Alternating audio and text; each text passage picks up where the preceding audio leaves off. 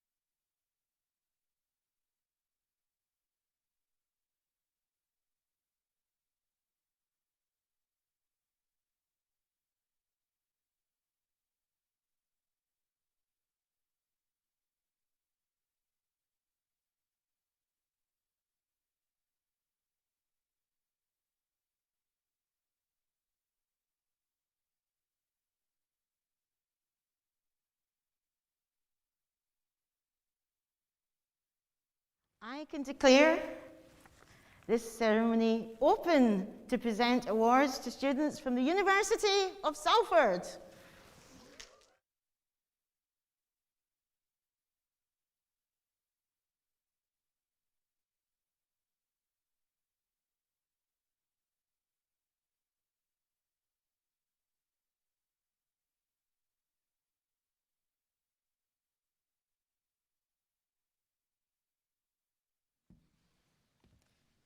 Graduands and distinguished guests, please welcome Professor Alan Walker, Dean of the Salford School of Arts, Media and Creative Technology.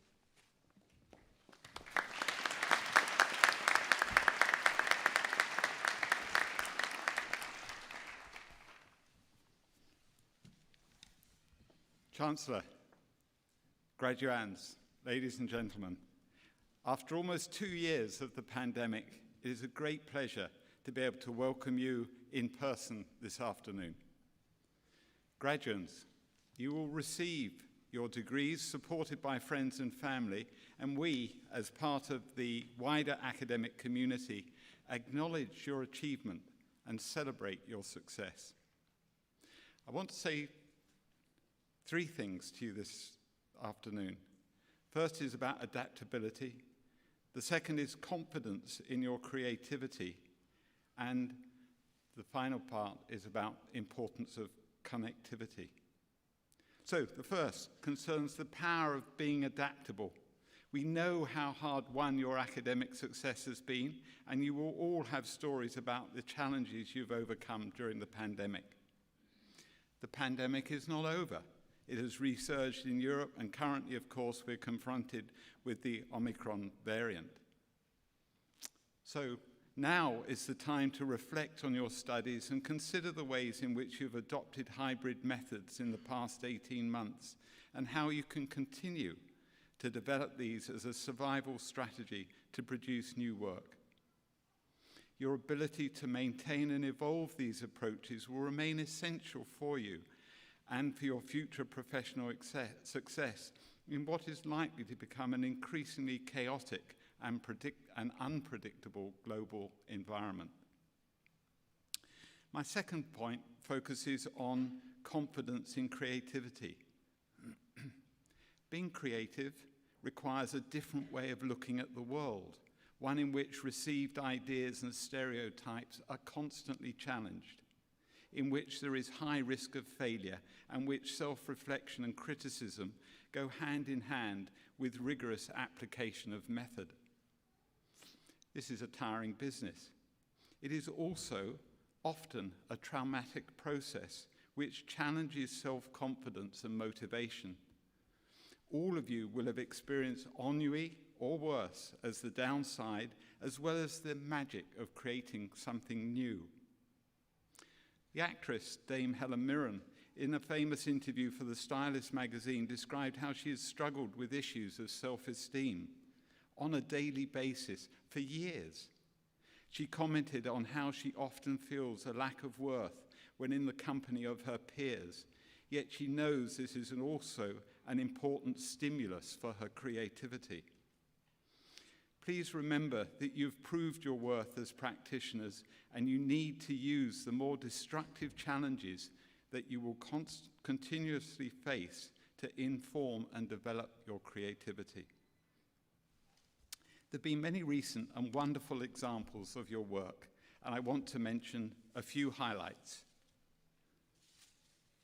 In May, Joanna Boyle, MA Terrorism and Security student, presented work at the Society for Terrorism Research Postgraduate Conference on issues related to the repatriation of the families of terrorist fighters from Western Europe.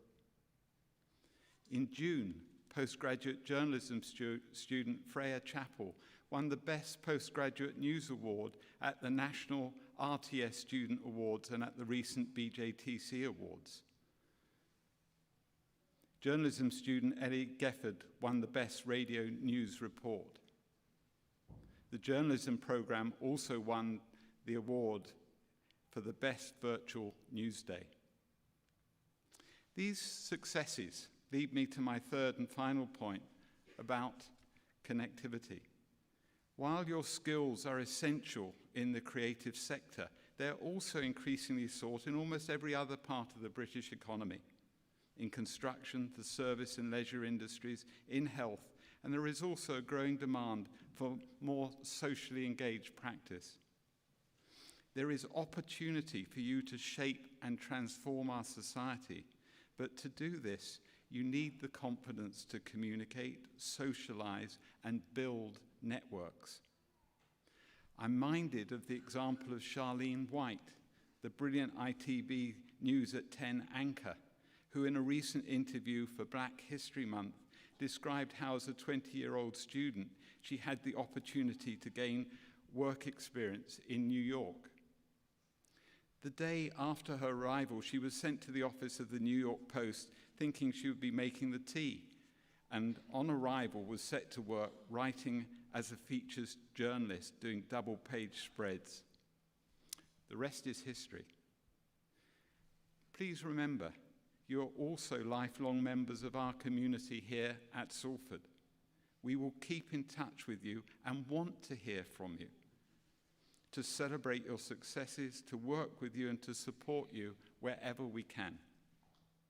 It is a great pleasure to congratulate you shortly on your graduation. Your success is a very special achievement given the problems associated with the past 2 years, and you've done extremely well. Whilst it has been an exciting year for our school, it has also been a year of significant achievement for the university as a whole. And as such, I'm very pleased to introduce our presiding officer for this ceremony, the Chancellor, Professor Jackie Kay.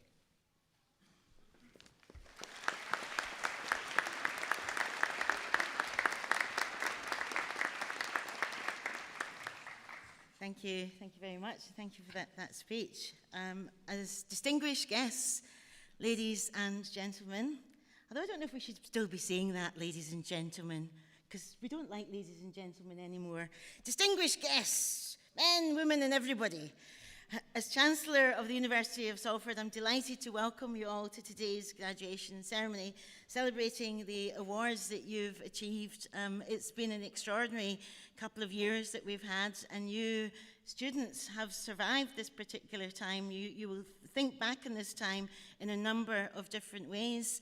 It's extraordinary, when you think of the length of time, that time is almost incomprehensible to us as a concept, because we exist in a double time, and that your time here as students of the university might have gone by like that, or might have been incredibly slow, or might have been different to each one of you. But all of you will have suffered the effects of this pandemic, and will think of yourselves perhaps as pandemic students, though it's not a hashtag you want to adopt too readily, perhaps.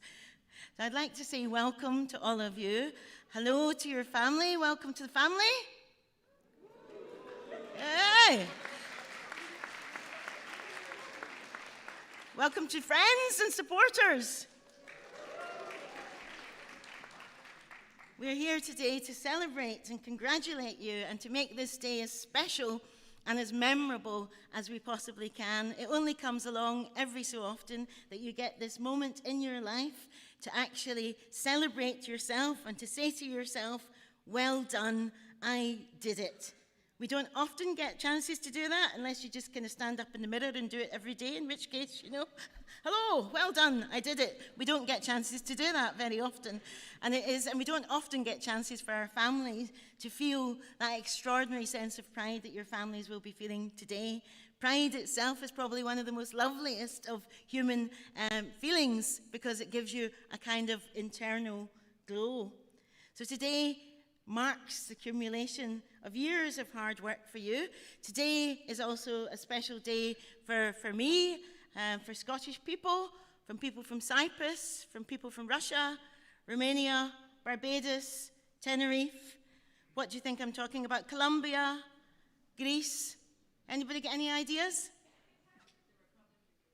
No. Yay, St. Andrew's Day, yes. But it also is Barbados has broken free, so a brilliant day for Barbados too. Woo! But But it's kind of exciting to me and interesting that all of these countries that I just mentioned, celebrate St. Andrew as the patron saint. And St. Andrew represents kindness and empathy. And for you, students of the School of Creative Arts and Media, kindness and empathy is really part of your stock in trade, because in order for you to do whatever kind of work you want to do, you have to step into somebody else's shoes. You have to try and imagine what life is like for somebody else, and that's always part of what we do. Empathy really is probably one of the most important human attributes. And I was brought up to have a sense of empathy because I was adopted. I was adopted as a baby and brought up by two working class white Scottish people. My original father was from Nigeria. Not any Nigerians here, or that would have got a big whoop. And my original mother was from the Highlands of Scotland.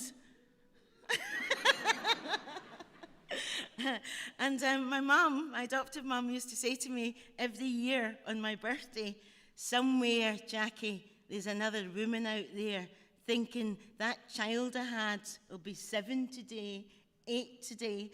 And I always used to have pictures of this kind of imaginary mother on my birthday. So I grew into an imagination just from the fact of myself. And I was brought up with quite an imaginative mother who liked to try and picture my birth father. And she'd say, "I'm picturing Jackie that he's a cross between Paul Robeson or Sidney Poitier and Nelson Mandela." And then she'd kind of try and imagine that my birth mother was Shirley Bassey for a while, till we found out that she was a white nurse from the Highlands. So yes, imaginative empathy and always trying to think of what life is like in the shoes of somebody else is something that you're going to need going forward in whatever you do. And as Professor Walker said, the creative industries are needed everywhere you look. Everything that has struck us recently through how people responded to the pandemic was powered by creativity. We were particularly moved by people singing opera on the Italian balconies, by people still going to perform, by all sorts of different musicians, like Badly Drawn Boy suddenly getting into his living room and seeing him perform from the inside. So people were kind of forced to think, what is it that I do? What am I good at? How can I still share that, even if I'm not being able to get out and about?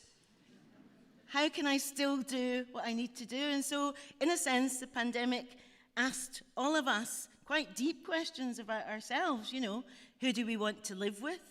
Can we still be in a relationship? Is our relationship destroyed?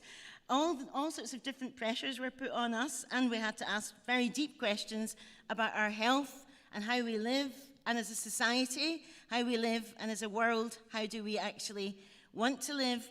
And a lot of the answers to these questions are actually creative, as we've been seeing as we go forward. I was really inspired yesterday to find out that Josephine Baker, the wonderful African-American all-rounder, singer, dancer, mother of a rainbow tribe of adopted 12 children, has just been picked as the first African-American woman, or the first black woman of any description, to enter the Pantheon in Paris, because it's also been discovered that while she was doing her wonderful dance hall routines, she was also a spy for the French resistance. And she smuggled her spy notes wrote them in invisible ink between her musical score. So there she's got her invisible ink, she's got her musical score, and then she shoves them down her knickers, and that's what she did. And I mean, I found it totally and utterly inspiring. If you haven't heard of Josephine Baker, perhaps one of the things that you might take away from today is just to look her up and find out a little bit more about her. But she was also a famous civil rights supporter. And when Martin Luther King, she spoke just before Martin Luther King, but when Martin Luther King was shot and killed and assassinated, his wife, Coretta King, asked Josephine Baker to take over as the leader of the civil rights movement. And she didn't feel she could because she had adopted 12 children. Anyway, she's my inspiration for today and the guiding spirit of this graduation ceremony, somebody for you to take away and think about. I've also been really, really struck that in these tinderbox times that we've been living in, where people are very, very sensitive to all sorts of things, to how we use language, to debates on gender, to debates on all sorts of things, that we've started to think really, really carefully about women's rights to say no, me too. We've started to think about Black Lives Matter. All of us, some of us have been thinking about Black Lives Matter all of our lives, but it's been extraordinary to see in those protests all of the different people that joined the demonstrations. So today I'm actually going to read, because in honor of Josephine Baker, in honor of you students, I'm going to read this poem, because I think as well as having our talents and our abilities to do creatively what we want to do, we also have our beliefs that we treasure. We have things that matter to us, that are important to us, and that we want to find ways of those things that are important to us finding their way into our work. So there isn't a separation between one and the other. So I wrote this wee poem, the first time I've read it to a graduation ceremony, called A Banquet for the Boys. And I'm reading it also because it's St. Andrew's Day, and St. Andrew's Day used to be called Under Mass of the Feasts, so it was all connected to feasts. And my son, during the Black Lives Matter protest, was badly injured, and so I wrote this poem for him. He's okay now. So I wrote this poem for him and his mates, A Banquet for the Boys. When your foot was stood on, and you couldn't stand, and you couldn't cook for Faisy or B-Man, I ordered you a feast to lend a helping hand. For your benevolence, some baba ganoush, and for your fidelity, your empathy, fatouche. For your brotherly ways, some mukhadara set albiet. For Black Lives Matter, some barnia belzet. Tabbouleh, since you're all trans-affirming bros. Halloumi, to hail the halo round your afro. Zucchini, since you're so queer-affirming. Makdous, mutabal, for loving diversity and the mandem. Restorative justice in a vegan lover's platter. For love, for the love of protest, pickles, bread. For keeping your head, boys. For knowing what matters. And I wrote that poem for, oh, thank you.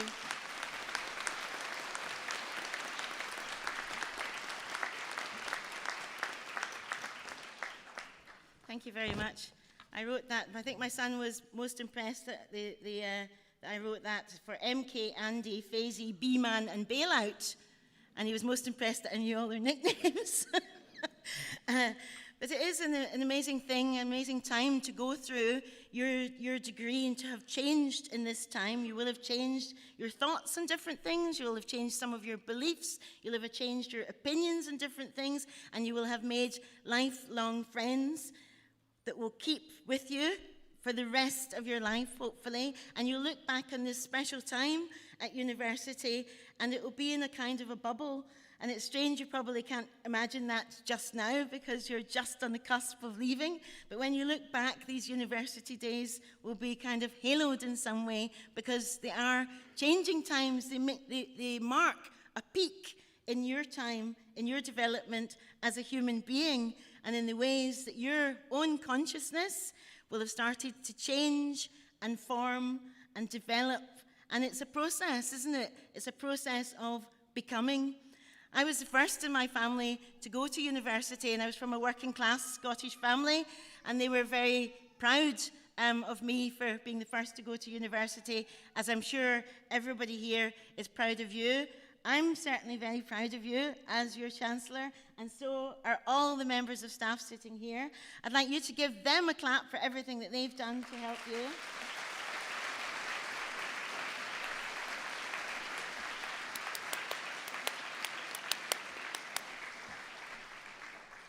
And I'd like you to give a huge clap to your family, friends, and supporters that have got you through this time. Yes, give them a whistle as well. Give them a cheer. Woo! It feels a real privilege for me to be part of this special day with you. When you get up in a moment or two, this is your moment. Somebody yesterday said to me in the most beautiful voice, he said, "We are here for this moment." And I thought it was such a beautiful thing to say, because life is a series of accumulated moments, of special moments, of moments that affect us and moments that change us. And you're here today for this moment. Take your moment, enjoy it. Congratulations, one and all.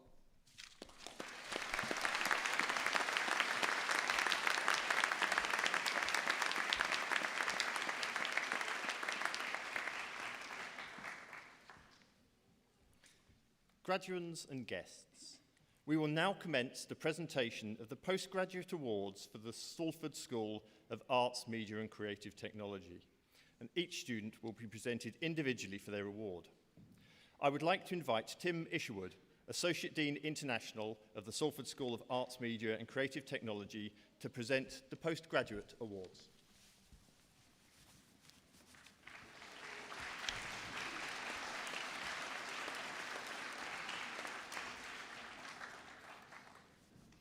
Good afternoon, Chancellor. On behalf of Salford School of Arts, Media and Creative Technology, I would like to present the award for Doctor of Philosophy, a standard European tank, procurement politics, technology transfer and the challenges of collaborative MBT projects in the NATO alliances since 1945, Mike Cuban.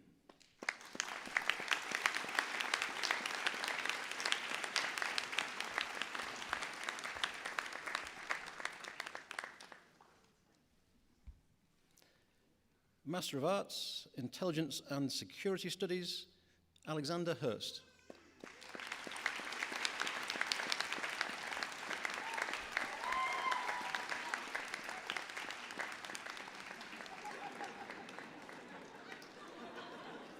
Thomas John Kelsall.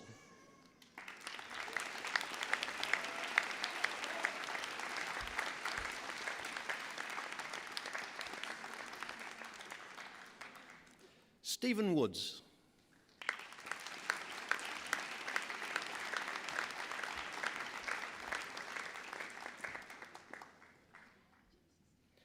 Master of Arts, International Journalism for Digital Media, Shazor Haider Bhatti.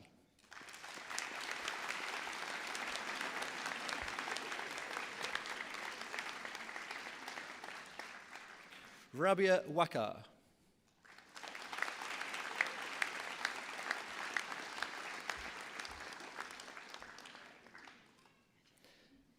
Elizabeth Cotton.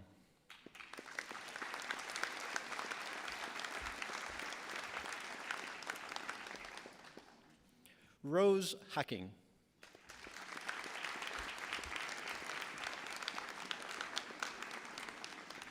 William John Jacks.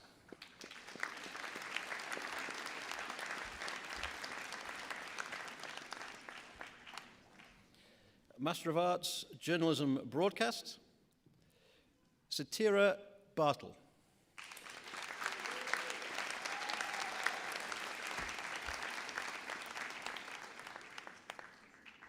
Olivia Lucy Baxter.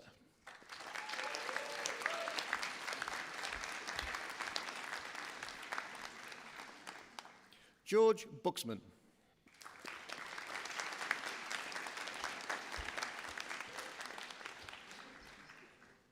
Isabel Bushell.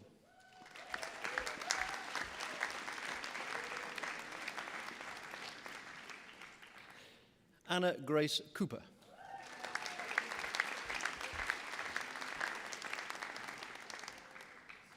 Megan Matthews.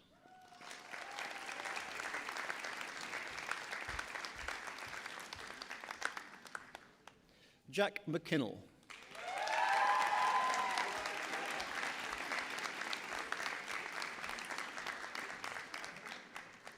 Santosh Rudravajala.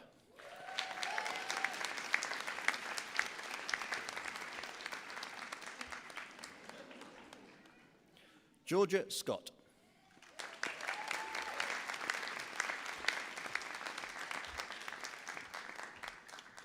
Sophie Simos.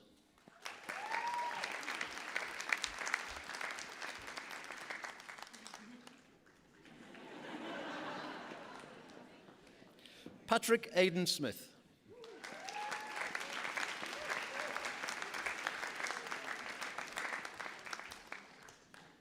Zoe Toes.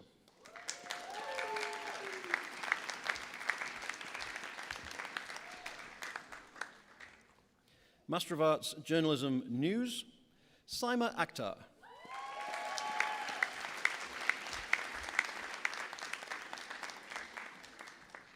Rihanna Benson.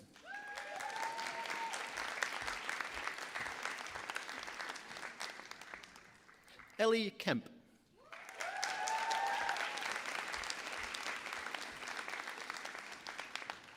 William Nelson.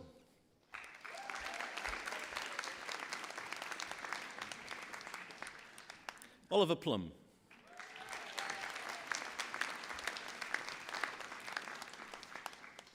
Amy Seddon.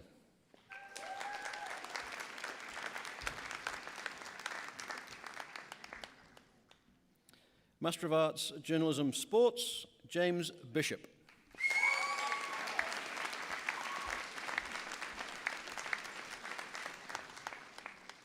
William Dixon.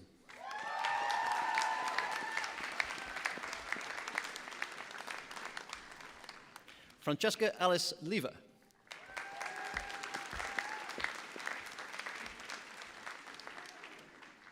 Patrick Ryan.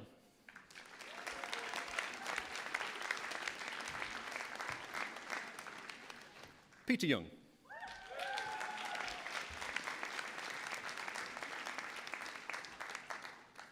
Master of Arts, Public Relations and Digital Communications, Yannick Berryman.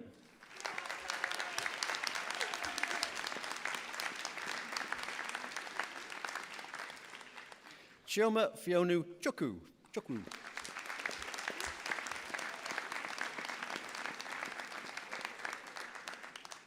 Rachel Kirby.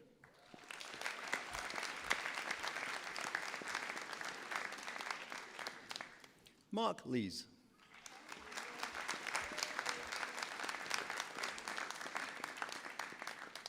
Pavlina Misha.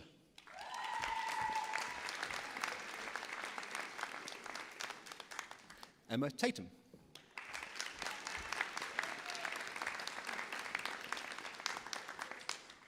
Irene Esther Uthaya Kumar.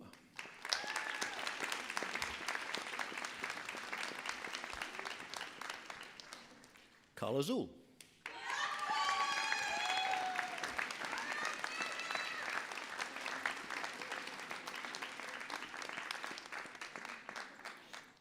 Aisha Arrow Lambo.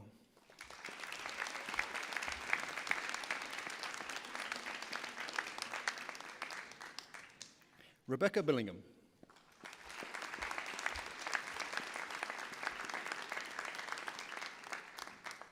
Lauren Faye Chadwick.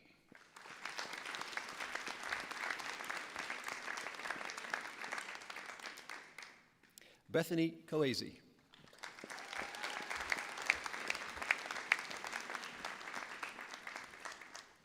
Julia Agnieszka Karpinska.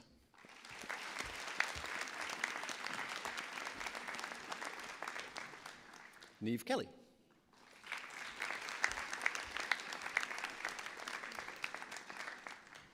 Paige Latham.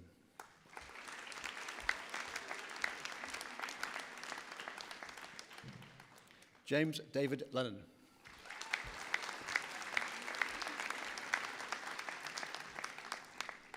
Olivia Jane Malone.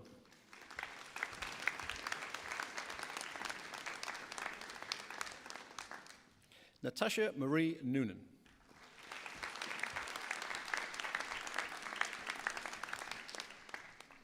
Jacob Thomas Robinson.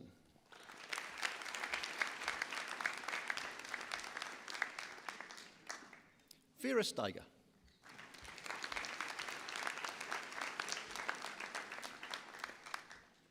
Ashiza Unokwa.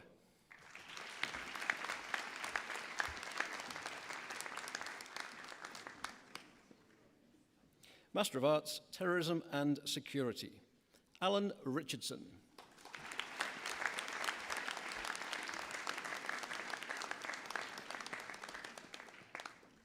Joanne Boyle.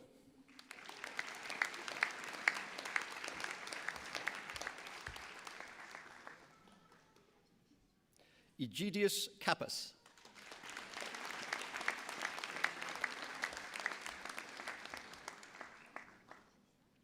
Richard Ross.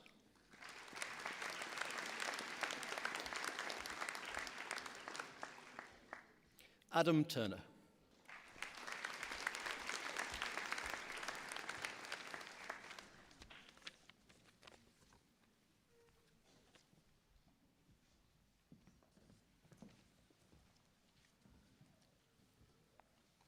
We now commence presentation of the Undergraduate Awards for the Salford School of Arts, Media and Creative Technology. Once again, each candidate will be presented individually for their award. I would like to invite Sarah Hadwin, Head of Journalism of the Salford School of Arts, Media and Creative Technology, to present these awards.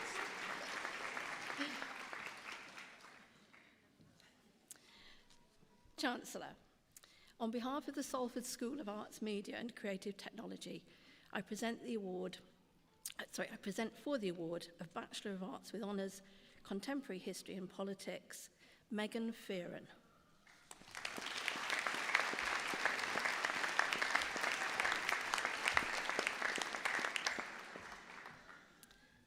Cameron Nigel Thomas.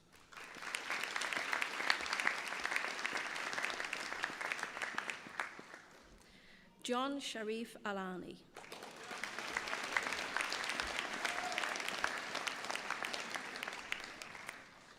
And for the Bachelor of Arts with Honours, Contemporary Military and International History, Adam Bailey.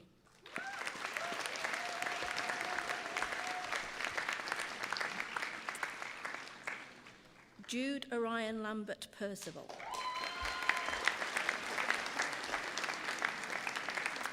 Elliot Starkings.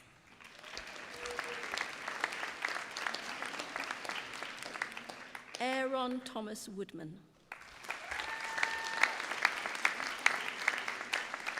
Marshall Blue.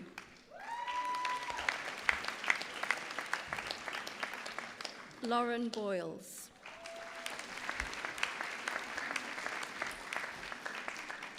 Jay Crampton.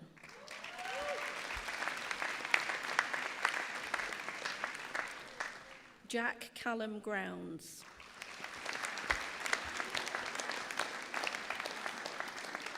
Jack Holiday.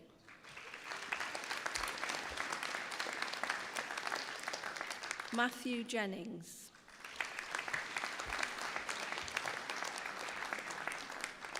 Maciej Kowalski.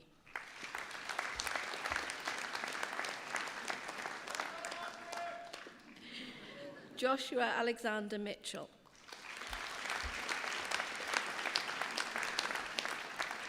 Jack Joseph Murray.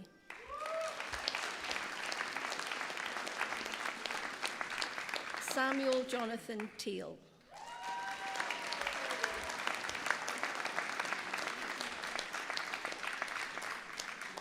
And for the Bachelor of Arts with Honours, International Politics and Security, Daniel Colling.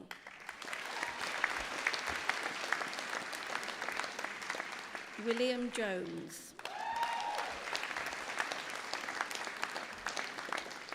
Bridie McGough.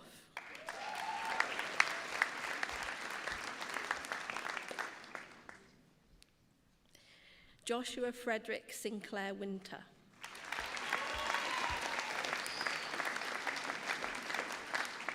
Erin Clark.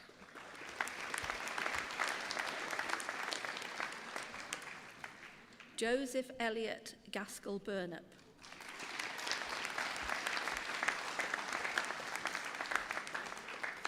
Olivia Guy.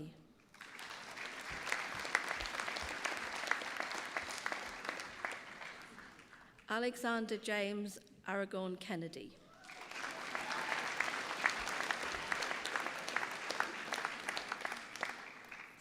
Emily Lisa Lowes.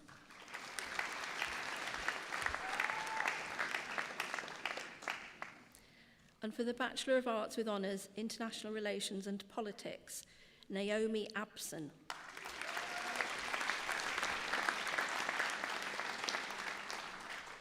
Sam Coughlin.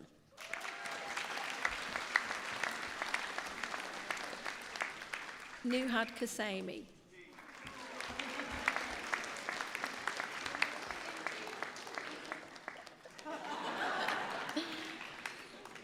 Jennifer Cohn.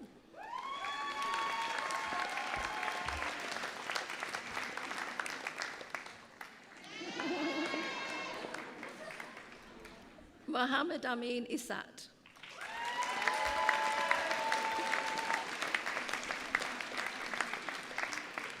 Courtney Shippey.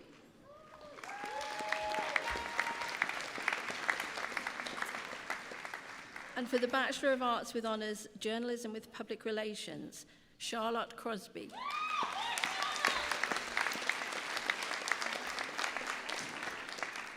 Zulika Irvin.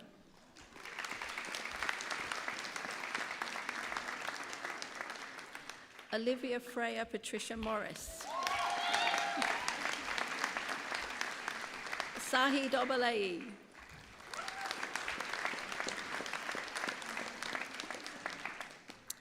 And for the Bachelor of Arts with Honours, Journalism Broadcast, Michael Darren Adams.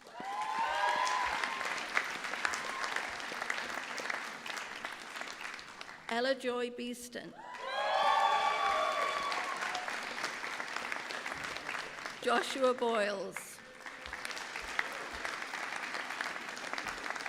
Joseph Buck.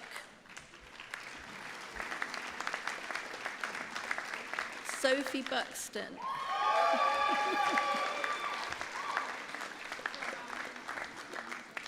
Daniel Patrick Cox.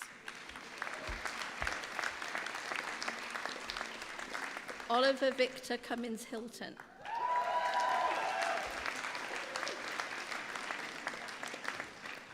Taran Singh Damrate. Isabella Foster.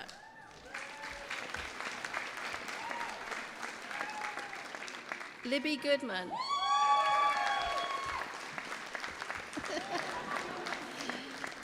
Rhiannon Jade Heyman.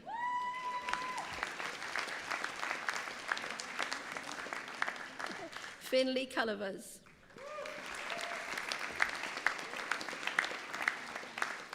Helen Catherine Mather.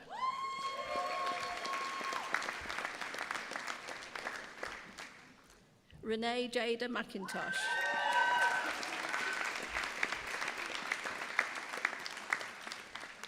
Carrie Morris.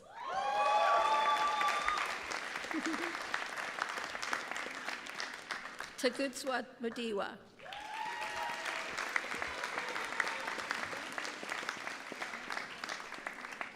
Madison Page Radford.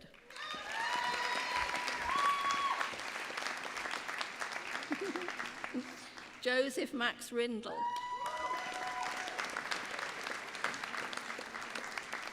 Nadine Rose. Lars Magnus Egeland Royce.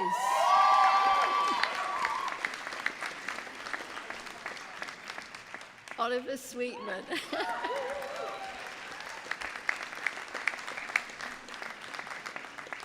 Owen Widdowson.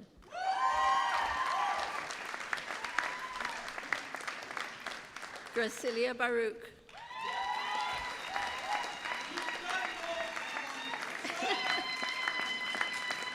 Isabel Blakemore.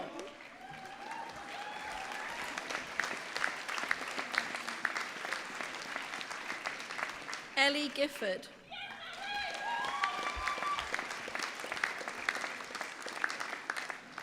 Daisy Herman.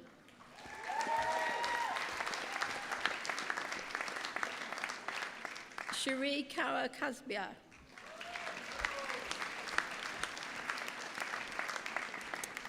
Ellie Louise MacDonald.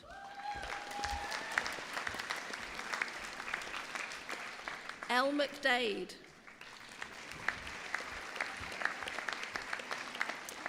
Callum George Metcalf. Emily Louise Nolan.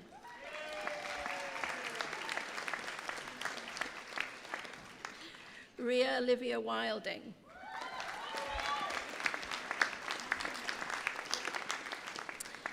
And for the Bachelor of Arts with Honours, Journalism Multimedia, Madeline Victoria Ann Bateson.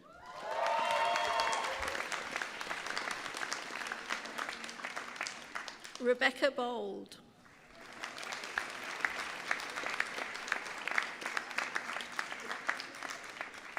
Claudia Burns.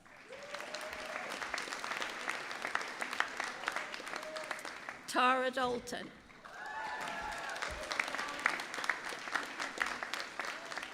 Chloe Ann Deakin. Caitlin Gray.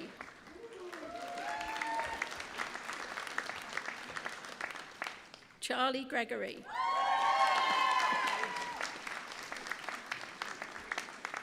Imogen Mary Margaret Holland.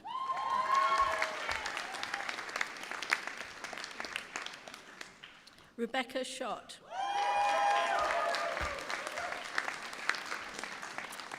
Ellie Mae Shannon. Michael Smith.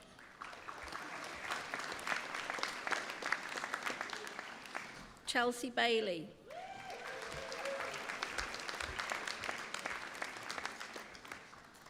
Tanisha Cantrell.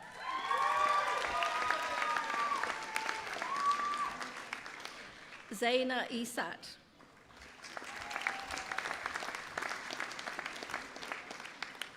Eleni Evangelinos. Anna Louise Evans. Krista Elizabeth Harris.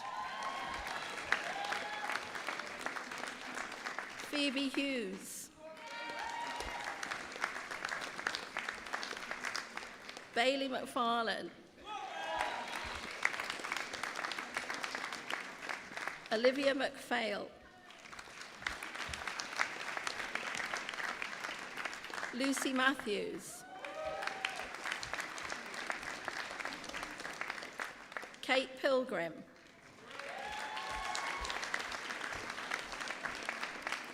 Jason William Simon.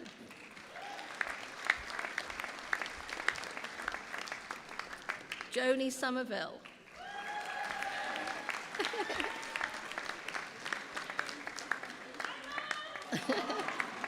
Callum Williams.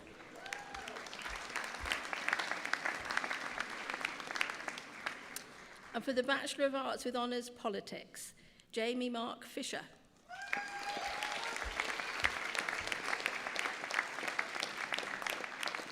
Ryan Wood.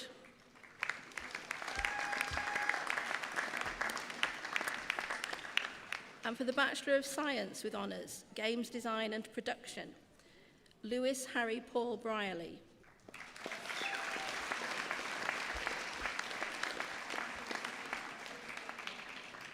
Scott Paul Brooks.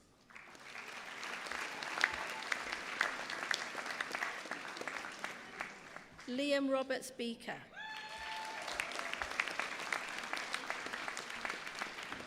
Jed Thompson.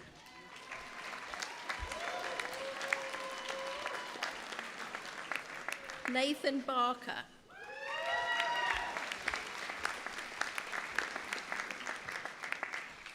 Mercedes Melanie Bateman Lee. Aaron Carter.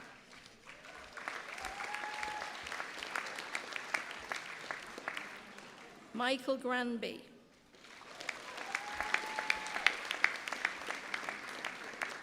Louise Mary Hawkins.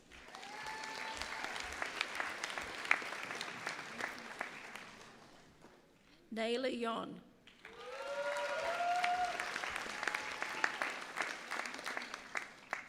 Luke Matthew Irwin. Ella McNally.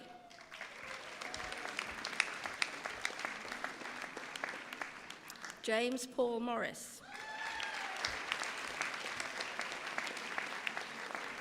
Michael Winstanley.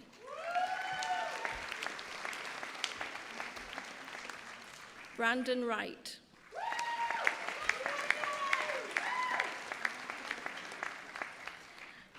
And for the Bachelor of Science with Honours, Games Design and Production with Industry Placement, Joshua Pearson. Oh, you all right?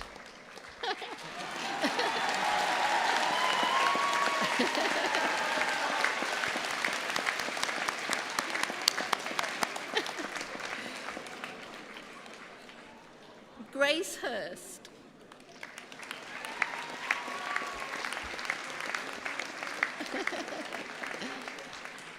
Christopher Law.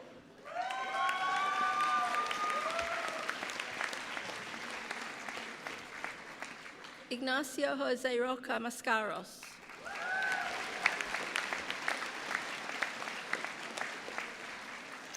And for the Bachelor of Arts, International Relations and Politics, Ellis Jenner.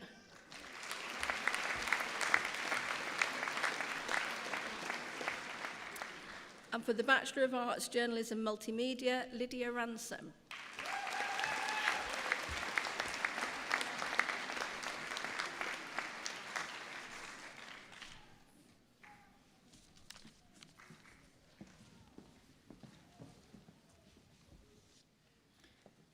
Graduates, for that is what you have now become. Graduates and guests, that concludes the presentation of the awards. Before I invite the Chancellor to close the ceremony, please can I ask all of our guests to remain in your seats until all of the graduates have left the hall. I would now like to invite Chancellor Professor Jackie Kay to close the ceremony.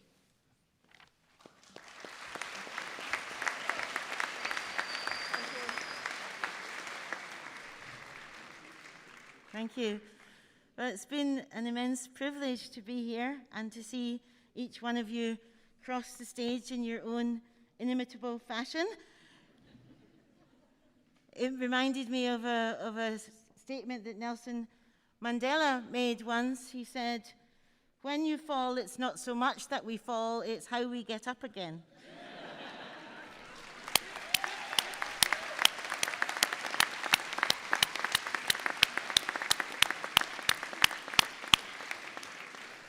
So that's a big clap for, I think it was Joshua. Big clap. And a big clap to all of you for taking your little moment then. It actually strikes me every year here, and this is my last year as Chancellor, so it feels, oh, I know. A bit louder, please. Thank you. But yes, I feel quite emotional because it is my last year as Chancellor, and it feels such an extraordinary thing to be able to share with everybody, to be in the room with so much pride and joy and emotions, and so many people thinking, I made it, I got through it. So many people that have waited for this moment for a long time in their lives, people that have turned and come to university education later in their lives and have finally got the chance to do it. To all of you who've come here, you'll have been on some massive journey to get here, and the last bit of the journey is a journey across the stage itself. Congratulations to each and every one of you. You are now students of the University of Salford.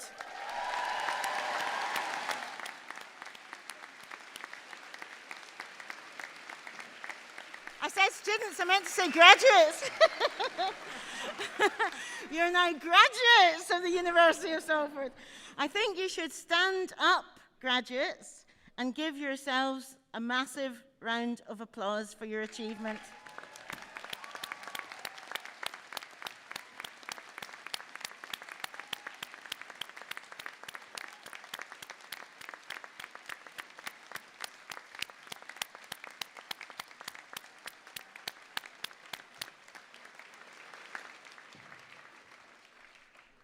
It is a joyous day.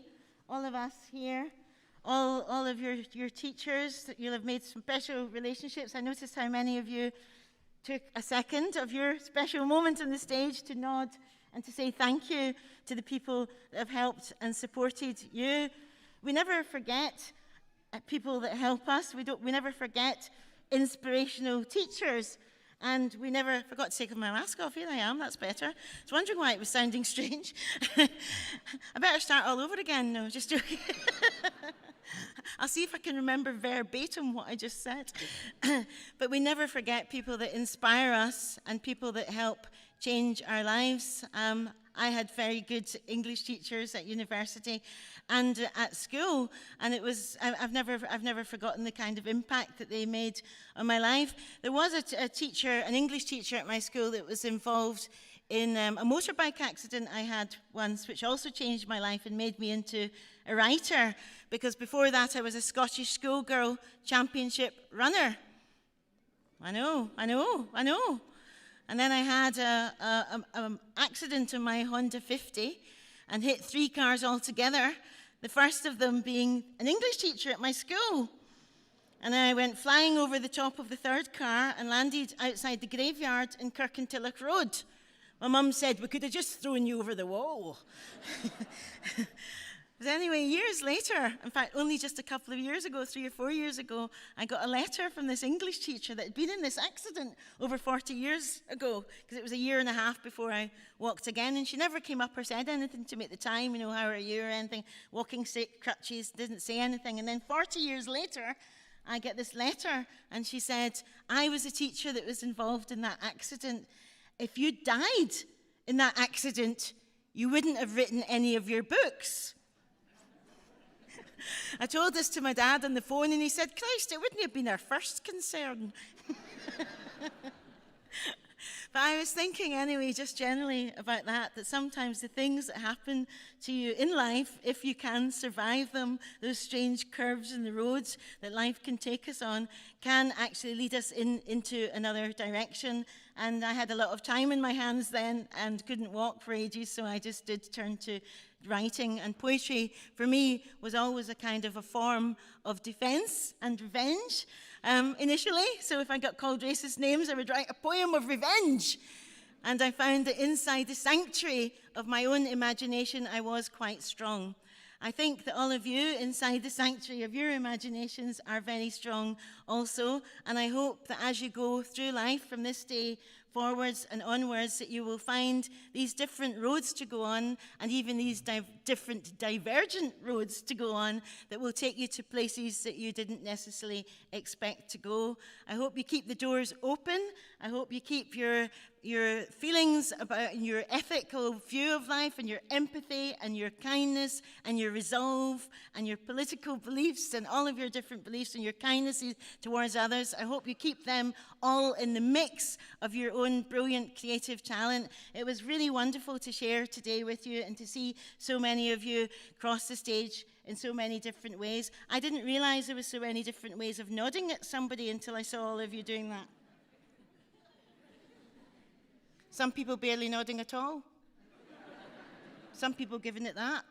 I'll probably be doing that in my sleep tonight. I remember my brother, who's the same colour as me but doesn't see himself as the same colour as me, and said to me, Sister, you're making a complete arse of yourself going around telling people you're black. And I said, well, you're making an arse of yourself going around telling people you're white. I'm not telling people I'm white. I said, well, what colour would you say you are then? He paused for a minute and went, fawn? So, yes, my brother is with me in spirit, as your families are with you in spirit. The ones that are here and the ones that are not here, the ones that have helped you and the ones that have supported you all the time. It's an extraordinary moment for everybody here. So I'd like to say, as Chancellor of the University, also a huge congratulations to all your families, and I'd like you to give them a huge other round of applause. And friends and supporters.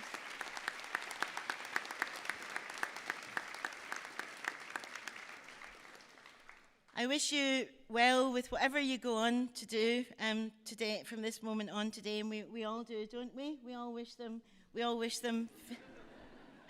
Wouldn't it be terrible if somebody went? But we all wish you very well, and there is a moment of kind of uncertainty when you're on the cusp of a new road because you've got used to being a student, you've got used to that identity, and you've got used to some extent how it works, and now you're going to have to look out and get used to something new. And for some reason, it is human in us for us to be kind of slightly afraid of the new until we get used to it, until we know what's going to be involved in the whole thing. And I know that you will have those fears about the future, particularly in these terror-filled and tragic times when so many of us have suffered so many different losses. But it is in you, the metal is in you, and the talent is in you, and you need to keep on being yourselves, keep on daring to be yourself, and daring to be different, daring to be uniquely and utterly yourself. So congratulations from me.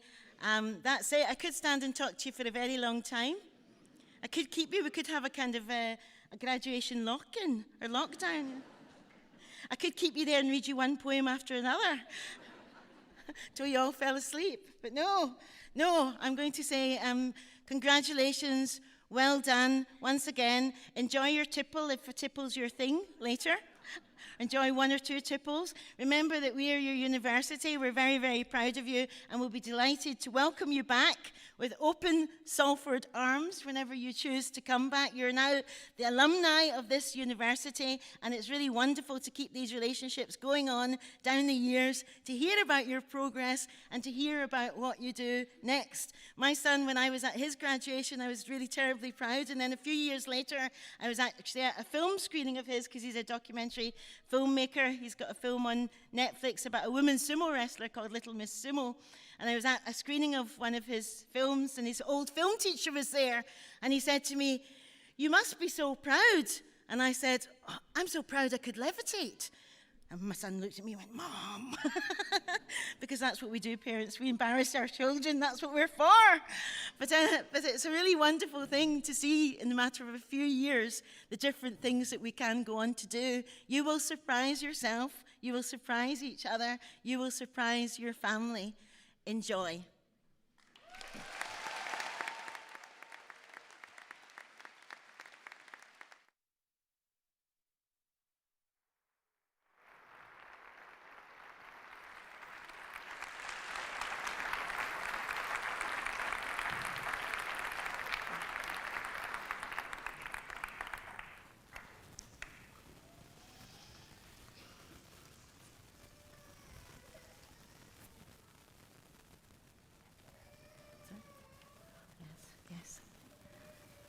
I was enjoying myself so much that I decided I wouldn't bother closing the ceremony.